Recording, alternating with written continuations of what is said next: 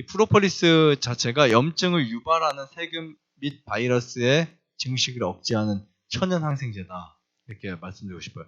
그래서 세균을 억제하고 바이러스를 증식을 억제하는 천연 뭐라고요? 네, 천연 항생제예요. 여러분들 여기서 이제 프로폴리스를 이렇게 드시면 이걸 왜 먹어야 되지? 라고 생각하시는 분들도 되게 많으신데요. 저희가 코로나가 처음에 작년 시작할 때 저는 아예 이렇게 준비를 했어요. 입소하는 모든 환우분들은 무조건 다 금식시켰어요. 다 금식. 아니면 금식을 하고 오게 했어요. 하루 이틀 금식하고. 왜냐면 그래야 훨씬 더 피가 깨끗해지고 강해지니까. 그 다음에 뭐를 주냐면 의무적으로 프로폴리스 1.5리터를 매일 먹겠어요. 하루 이틀 3일 정도. 정말 많이 들어갔어요. 프로폴리스. 저는 안 아꼈어요. 막 그냥 무조건 드리고 생수 그 1.5리터 거기다가 프로폴리스를 듬뿍 타가지고 하루에 그 1.5리터씩 먹겠어요. 왜냐면 저가 할 수 있는 입장은 여기서 이제 코로나를 좀 이렇게 우리가 대안을 좀 할 수 있는 방법은 그거밖에 없었어요, 사실은요. 그래서 어쨌든 굉장히 많이 사람들에게 섭취를 시키고 했던 적도 있었는데, 아무튼 굉장히 이 플라이보노이드 형 성분은 이렇게 세균이나 바이러스 증식을 억제한다. 이렇게 보시면. 그리고 한 가지 알아야 될 게 있어요. 감기나 이 면역성 질환들이 겨울에 많이 걸릴까, 여름에 많이 걸릴까요? 생각해 보세요. 왜 겨울? 얘네 추운 거 좋아할까요? 사실 얘네들이 건조한 거 좋아해요. 이 말은 뭐냐면, 여러분 우리가 잠을 자는데 집을 건조하게 잠을 자잖아요. 다음날 막 컬컬하고 감기 잘 걸려요. 그런데 너무 습하게 자면은 곰팡이 때문에 문제예요. 너무 건조하게 자면 세균 문제예요. 이게 적당한 습도를 유지하는 거 정말 좋습니다. 새나 사람이나 식물이나 습도 유지 정말 좋아요. 습도계에 있으면 좋은데 비교적 목조주택은 그래도 콘크리트에 비해서 습도 조절이 훨씬 잘 돼요. 건조해도 습도 조절 잘 돼요. 자, 그런데 이때 우리가 우리 몸에 물이 많으면 물이 적을 때에 비해서 바이러스나 세균이 서식을 잘 못해요. 그래서 여러분들이 어떤 바이러스가 터졌다, 세균이 주변에 많이 돌고 있다, 그러면 뭐를 많이 마셔야 돼요? 물을 충분히 마셔야 돼요. 기존 드시던 거에 조금 더 10% 올리든 20% 올려서 충분히 마셔주시면 세균이 작용을 못합니다.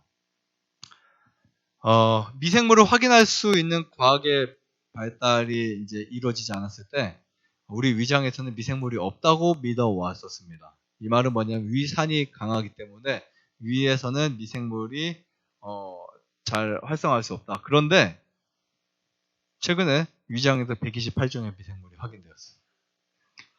자, 그래서 보니까 이게 좋은 경우도 있고 나쁜 경우도 있어요. 위염, 위궤양을 일으키는 균이 헬리코박터 파이로리균에서 시작돼요. 위가 안 좋은 분들의 대부분을 보면 이 균에 의한 시작이라고 보시면 돼요.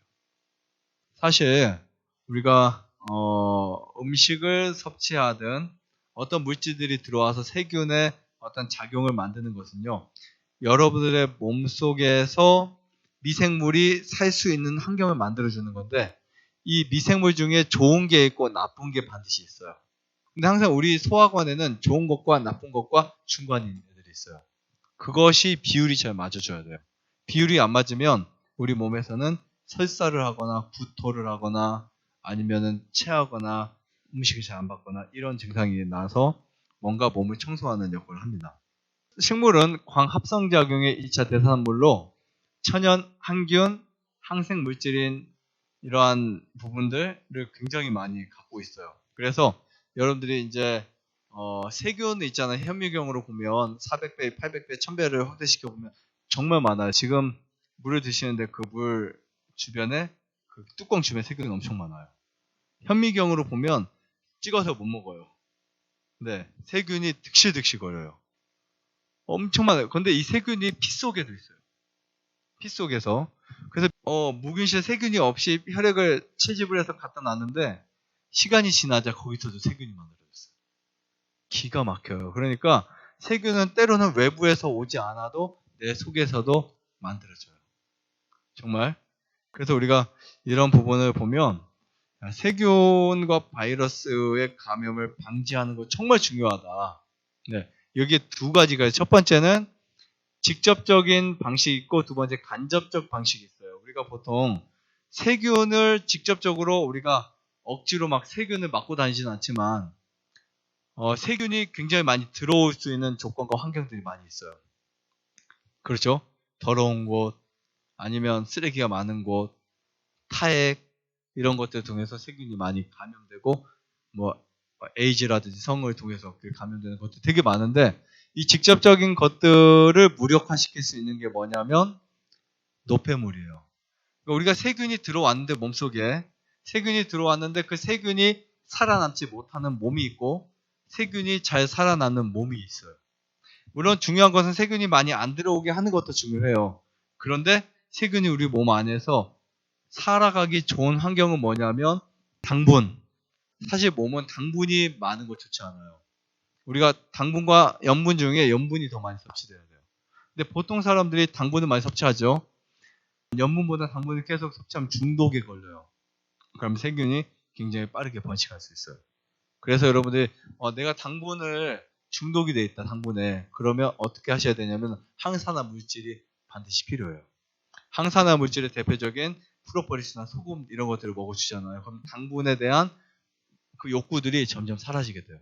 신기한 게 여기서 이렇게 식사하시는데도 욕구가 괜찮은 이유가 염분이 섭취되고 항산화 물질이 들어오다 보니까 당분 많이 안 먹어도 괜찮아요. 맨날 사탕 먹어야 되고 맨날 믹스커피, 크림커피 마셔야 되고 매일 뭔가 단 거 먹어야 되는데 그런 분들이 여기 한 달 생활하다 보면요 잊어버려요.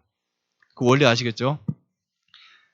식물의 항균 물질을 이용하여 꿀벌이 생산한 프로폴리스는 항바이러스 작용이 탁월합니다. 항바이러스 작용.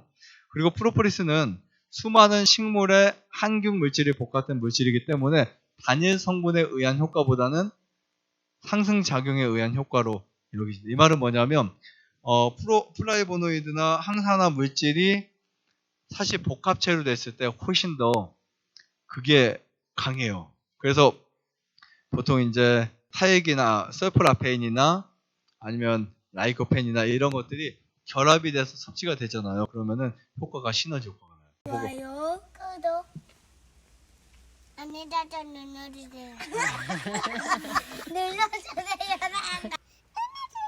눌러주세요.